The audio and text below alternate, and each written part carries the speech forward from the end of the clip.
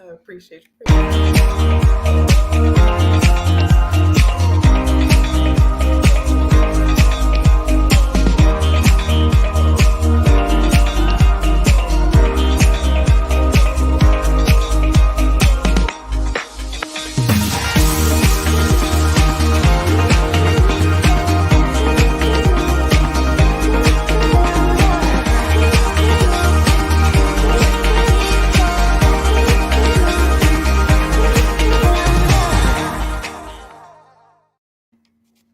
Hello, everybody. Welcome to another segment of Lafaya Way Live. We're here every Saturday at 4 p.m. Pacific Standard Time. And this month, we're focusing in on autism. I'm really, really excited to have here today with me Lia McCabe. She is most fantastic. I hope I said that last name right. Yeah. But Lia has a master's degree specializing in human factor psychology. I want to hear more about that. She's the founder of AutismWish, providing autistic children with sensory and therapeutic items. Sounds like an absolutely wonderful cause. She's the host of Embracing Autism, the Embracing Autism Podcast, and she's a certified special needs parent training and mentorship provider and I guess she's certified through Parents Place of Maryland. But Lia, hello, welcome. I'm so really happy to have you here. You sound like you have an extremely busy life. Yeah, I basically do.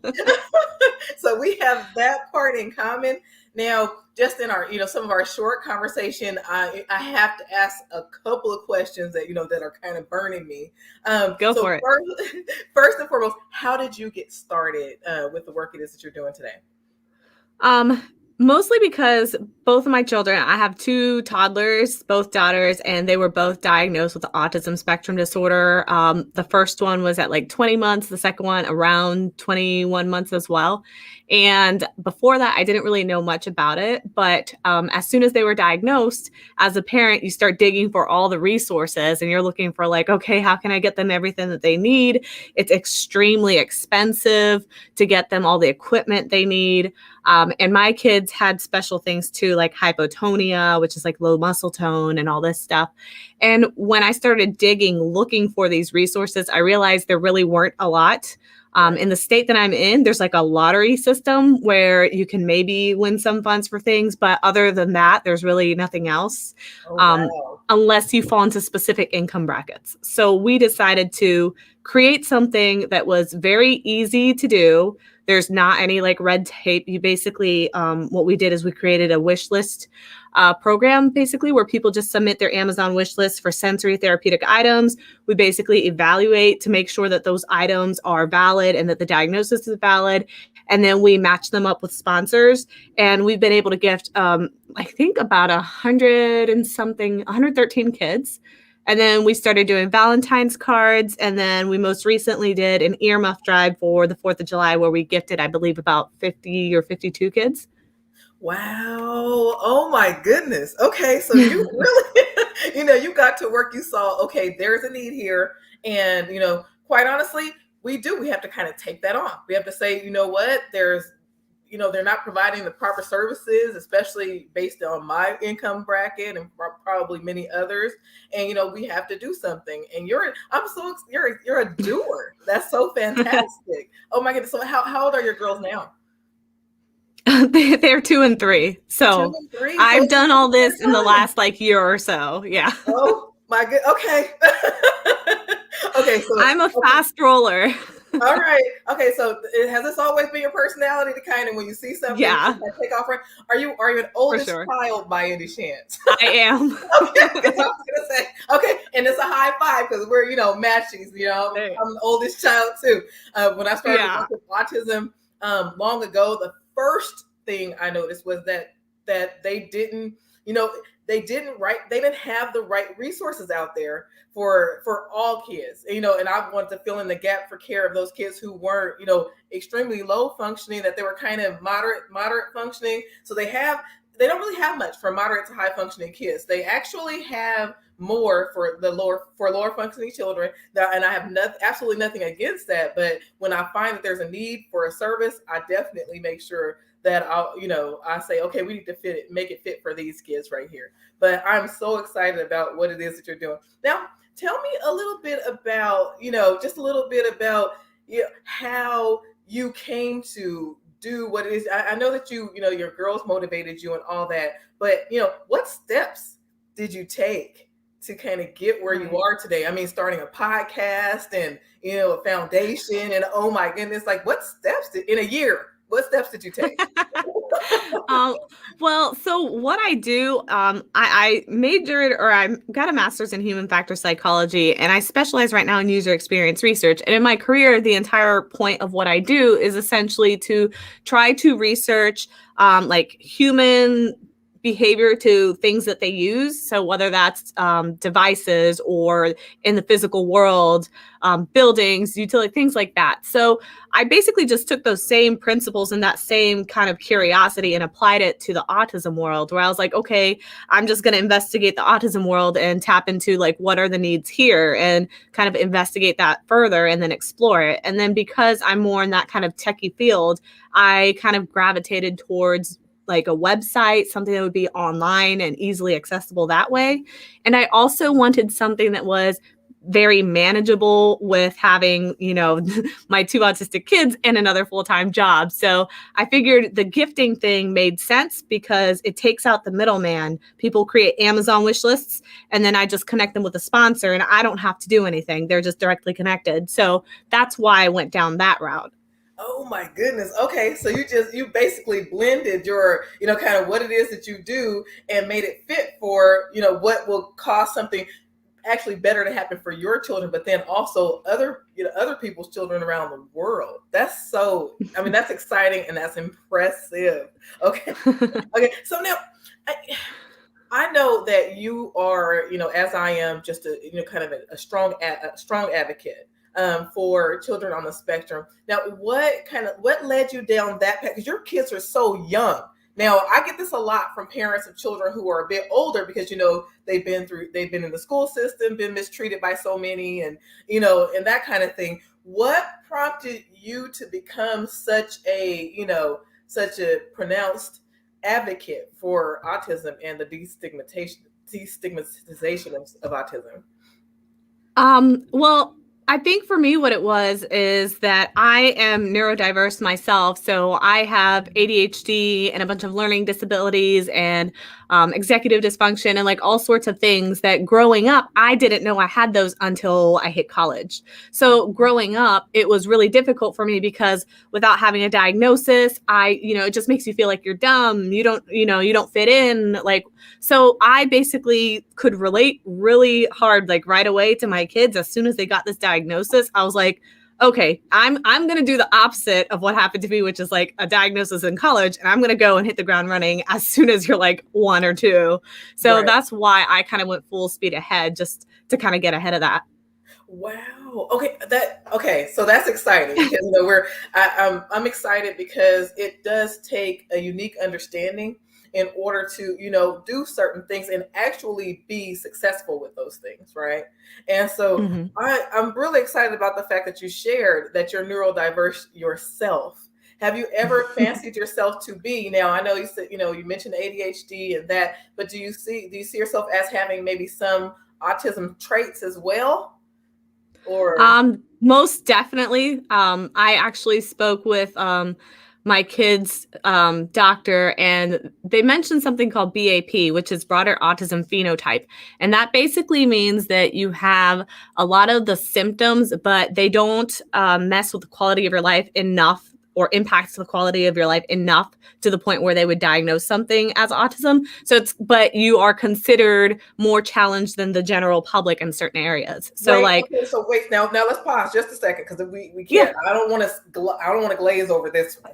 Now, the doctor said that this was called broader autism. What you said, BAP? Broader autism phenotype. So phenotype meaning you're physically displaying the symptoms, essentially. Right.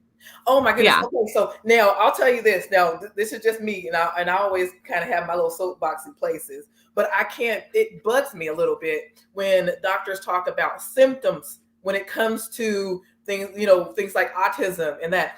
For me, I feel like it should be something like traits. Because when you think about symptoms, you're thinking, oh, that's a sickness, right? So people automatically, right? They automatically think there's something wrong, as opposed to understanding there are certain places and spaces where there are challenges, or it could even be challenge traits. I don't care, but it dehumanizes the experience of those who are on the spectrum. Would you agree?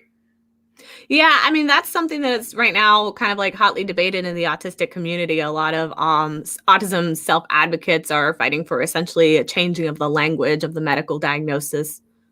Yes. So tell me a little bit about, because for those who have what I call autism spectrum traits, oftentimes there is so much damage done because of that lack of diagnosis and understanding what's going on. I typically call those who are on the spectrum, but they don't kind of show up that way, as like the lower functioning, the standard, what everybody would think the cookie cutter, what autism looks like, right? I call them passers. Right. The stereotype. And so, yeah. And for my daughter, she's a very strong passer from the time she was a very little girl. Now, my thought is, and so my question is, I'll ask a very specific question after this, but my thoughts are that if she had been treated differently than she was, then her symptomology would be a lot stronger.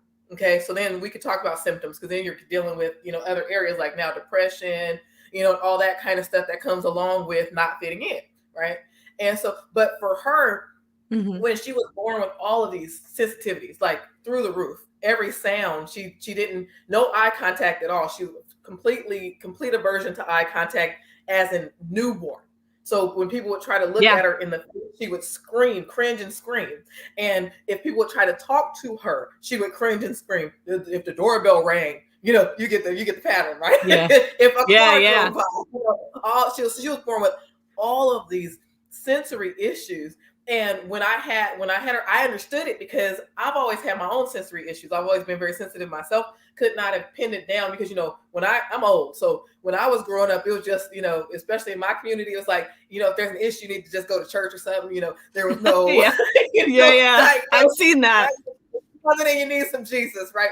And so I kind of grew up with a lot of damage done to me. And I was actually quite angry and violent, right? Would act out when I was younger. But when my daughter was born, I was extremely protective of her and her sensitivities. And so I started out, and people would get really upset. Oh, she's spoiled. She's these things. I'm like, she clearly has a strong literally physical reaction to these things. Yeah. So it's clearly not a spoiled, weird, whatever you're talking about, right? And if you would like for her not to like you, you can keep that up, right? I'm very protective. And so, but coming along, I just kind of slowly brought her with full acceptance, what happens for certain parents is they almost feel like, oh, this baby doesn't like me. Or oh, I don't know what I'm doing wrong, right? This is what typically happens. And then there's a dynamic that takes place that creates certain situations, and actually it introduces in certain symptoms that may not be there if the child had been understood and accepted from the beginning. Now, I'm not saying that's the fix all for everything.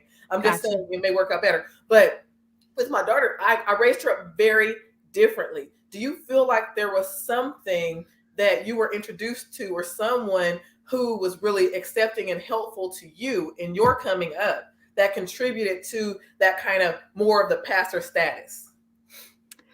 I don't know that it was a particular person so much as it was my human nature, like who I am as a person, because I come from a large family. So there's like 8 of us, and we all have some sort of neurodiversity going on, and we were all raised the same way, and we all came out very different. I don't know that it was that for me. I really think that I was just kind of born this way, like very investigative, very stubborn, very like, a fighter, that type of person. And it might just be like the firstborn type thing, like it might just be the older child symptom. I don't know, but I don't know. I've always been like this. Especially the older female child too. There's a lot of responsibility that's passed over to the older female child. Yeah. There's so much. I was Sorry. just going to say, I was also extremely maternal from like, I would say almost birth, because I have a sister who's a year and a half younger than me. And at that age, there's pictures of me holding her, both of us in diapers, and I'm feeding her a bottle, and I was like rocking her. And I was like 1.5. So like, I think it's just naturally there. Yes, you're just born that way. Okay, so no, I absolutely love that. And I'm not going to get all into the boring stuff like birth order and things like that because there are so many factors, right, that do make a difference. Like autism shows up often very differently in males than it does in females, right? 100%. Yeah. Now, what would you say for you in your years? And I know you've probably done some research, a lot of research into this now because Yeah. that seems like your personality type. Yeah, it is. What would you say are some of the primary differences between those, like the males and females who are, whether diagnosed or undiagnosed, okay, on the Right. spectrum? Right. So one thing to mention about the diagnosis with males versus females is that the diagnosis process that is used today was developed at a time where they thought that only males could have autism spectrum disorder. So that diagnosis process hasn't really evolved since then. And that's why a lot of women kind of fly under the radar because it still hasn't been adjusted to women. Now, what I've noticed and what I've seen in the research that I've done is that women and girls tend to display, some will look like, your typical like boy, like one of my kids, she did the typical lining things up, very mathematical stuff like that. But my youngest kid didn't present like that at all. They tend to be really subtle and they tend to learn to socially adapt a lot easier than boys. So there's this thing that I looked up in the research and they were saying that they tend to be kind of like the mommy of the group in the circle of friends. So like they tend to be kind of like the leader telling everyone else what to do.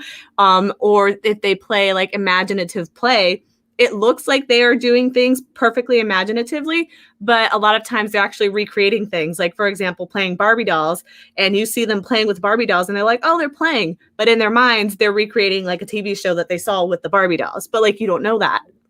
So that's the thing with girls is a lot of times it comes really subtle and you can't tell. It's I don't really know how you would really know unless you just happen to have researched that. It's really subtle sometimes. Right now, and this happens so often when we talk about the neurodiverse groups. It's typically the girls, the females that they kind of left behind, right? Because they can't really tell. Like with your ADHDs, they don't present like the boys do, right? They're more interested in being pleasers. They're the nurturers, right? They want to connect. Not that the boys don't want to connect, but girls just have a stronger innate tendency to connect, right? We have to be the don't think I'm being breastfeeders. Right. And, we have to desire that closeness a little more than the guys, where they just have to shoot the arrows and kill the bull. Yeah. And that's the thing with girls. Like that was one of the things that I struggled with growing up is I mean, even now, I still struggle making friendships and connections with girls. It's always been a lot easier for me to have friends and connections with guys. And I think it's because of that socialization aspect. Like with girls, there's a lot of these underlying rules that you need to kind of learn to figure out. And with guys, it's like, you want to play this game? Sure, let's play this game. Pop it in. Right. The boys are more straightforward and easy. Yeah. Like, if they're upset with you, you're gonna know it. Like they're gonna punch you or something. Yeah, there's not like the layered. Yeah. Right. With girls, you get a lot more of that. And I was saying, I never, and I would say this for years. I would never like to hang out with girls. It was until I got into my late 30s that I actually started to see the value in being around other females, female, and because it can be so tough. And even still to this day, I still have challenges and I have to kind of use my logic to work through it too. Just like, okay, that's really, that's how they function. It's, to kind of work it out. But Now, one of the things that very personal to me, and because it kind of hit me today, it's like sitting in my heart. So I just really have to kind of share this. I want for other people out there to hear this because my daughter, I actually wasn't as familiar with the autism spectrum, even though I went through a lot of school, right? And they don't really teach you a lot about autism. Sorry. So went all the way through psychology major, master's degree, right? Licensed, all of these things.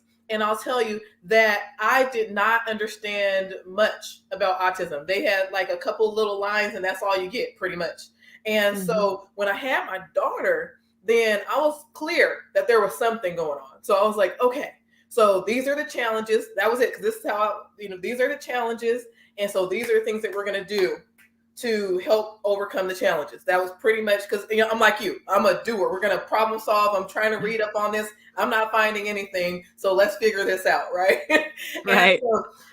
And I was always so careful with, even when she started elementary school, it was just like, I would go to each teacher before the school year would start. And I'm like, hey, this happens for her. She will shut down. If you ask her a question and she's not expecting for you to ask her a question, she will shut down. Right. So I would go to and by then I knew quite a bit.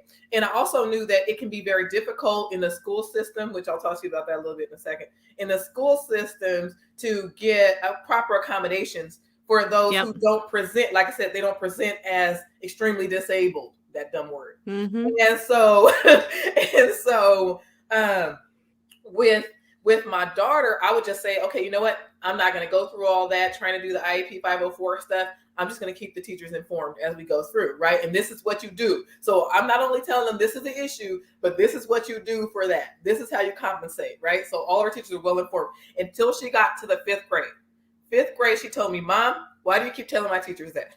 And I'm like, because you shut down when people call you. And if you shut down, the teachers will think you're being defiant. Because that's what I got that's what made me start doing it. I got one teacher calling me, telling me she was defiant. I was like, my daughter is not defiant. And a lot of attitude. My daughter is not defiant, and you need to learn how to do your job better. So here, let me come help you help you do your job. Do your job better. And then now, you know what? Thank you for letting me know this, that other teachers don't know. So I'm going to go talk to all of them before we even get started. So we don't have to, Yeah.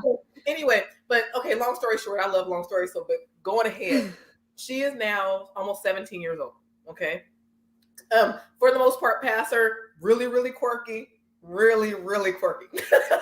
Yeah. Right? But for the most part, people wouldn't know or couldn't tell, except for her close friends. They know that her little shutdown spaces, and sometimes that she needs a little bit of support sometimes, right? But we have the year of COVID, the year or year and a half, whatever, of COVID, right? So she is no longer acclimated to the daily experience of going to school. So now she's returned to school with this strong anxiety, right? And so she did fine. She can go in, but she just couldn't handle any problem, right? Anything happens, I don't know how to draw a hand, basically, then it's a problem. And so for her, she was literally in class texting me because she was like, Mom, they're asking me to do this and I don't know how to draw hands. She's a really good she's very gifted artist, right? She hates drawing hands, right? And so she's sending the messages. She said it this way, Mom, I'm lightweight traumatized, right? And I was like, what happened, baby? What's going on, right? But when I was talking her through it, right, talking her down and here, do this and do this, right? She gets home and she laughs. She's laughing at me because I completely therapized her. Because I said, babe, okay, deep breath in. Because you can't do text, right? And she said, but Mom, it made me laugh. So then I was calmer because I knew what you were trying to do, right? Well, it worked then, right? Right. But now with her, I kind of had to retrain her all over again. Hey, babe, you're a senior this year. So this year, I'm going to need you you need to inform your teachers now. When there's a challenge area, you need to go in and you say, hey, look, this is my challenge. I know it often doesn't look like it. She's gone through school with straight A's, like no problem, because it's been her routine. Yeah. Right? And so, but I said, so you have to go in and you have to talk to them about it. And I said, if you have any struggle or trouble talking to them about it, then you have to allow me to help. That's it. She said, no, she knows how I am too, because I'm tough, right? So I'm like a nice tough at the same time. So you won't get yelled at, and all that, but I will make sure you understand that my daughter is to be treated a certain way, and I'm firm about it. You're a mama bear. Yeah. So my daughter's like, no, Mom, we don't want to do that. That's the last resort. I'm gonna, Yeah. And I'll coach her through what to say and all that stuff. But I want to ask, and I'm sorry that I took so long to explain that. It's fine. For you, did you find yourself in moments, even before college, where there were so clearly, some things going on, but you couldn't quite, you know what I mean? Couldn't quite voice it. Hi, Lafaya, just giving you your 5-minute check. Thank you, Miss Colleen. Oh, hi, everybody. I forgot to tell you guys, Miss Colleen, she's like my timekeeper and my moderator and my wonderfulness because she makes all this happen. But go ahead, sorry. Yeah. Well, really quickly, I'll just let you know, because of everything you just told me, I actually recently created a free resource on my AutismWish Facebook group, which is just at AutismWish. And it's a PDF that you can download that is for back to school. And it basically has a template that you can fill out with all the things like undersensitivities, oversensitivities, a little bit about me, and like all this stuff that you can hand to the teachers before class. So that works for like all ages. It has a communication section. It has all sorts of things in there. It's like a 7-page document. Okay, wait. Okay, very important. I clearly spoke too long. She's giving us important resources. Okay, everybody, I hope you have your pens and paper ready, or you're going to rewatch this. Please, please, please tell me again, how do they find this resource? And wait, so what it is. Yes. So I call it the Student Introduction Portfolio. It's about a 7-page printable, and it's kind of a way to introduce the student or yourself, depending on your age, to your teachers. You can print it out. And then in there, it has like a little bit about me, my likes, my dislikes, things that I'm oversensitive to, things I'm undersensitive to. If I have difficulty communicating, this is how to best communicate with me, or this is the language I use best, things like that. And then it has a notes section, and then it has a log on the bottom so that the teachers can sign off when they've read it and then pass it on to another teacher.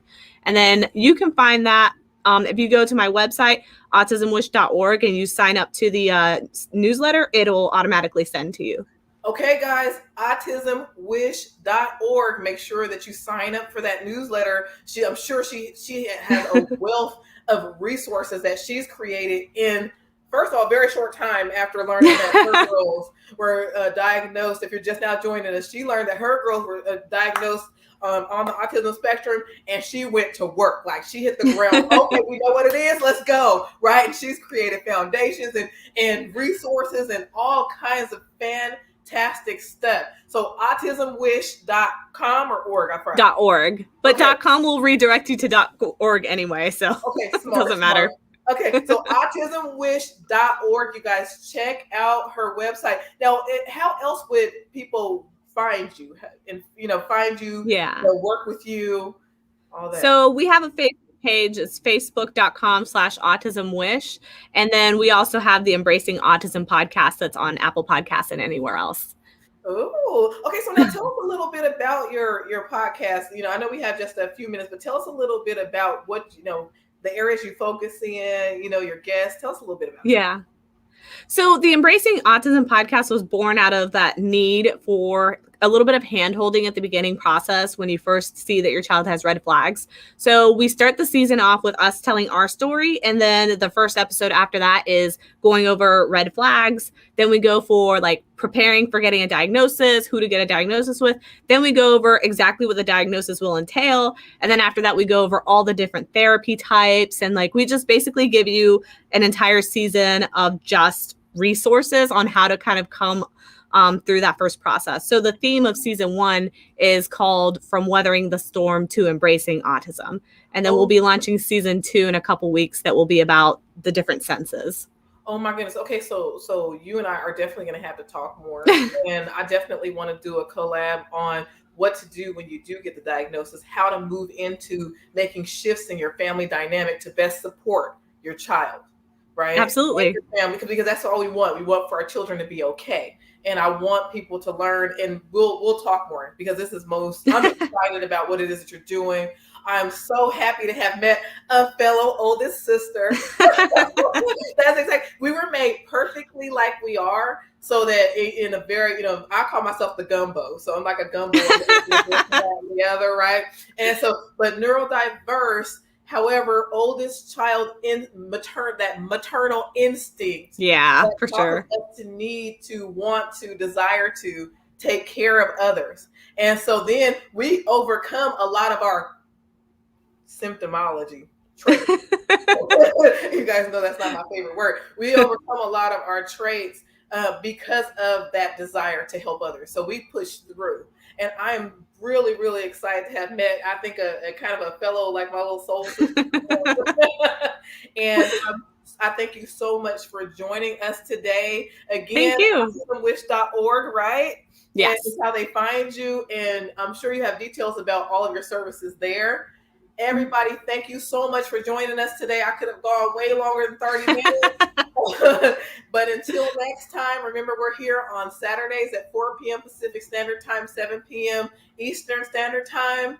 Until next time, make sure that you stay you and that you stay true. Have a good one. Bye, everyone.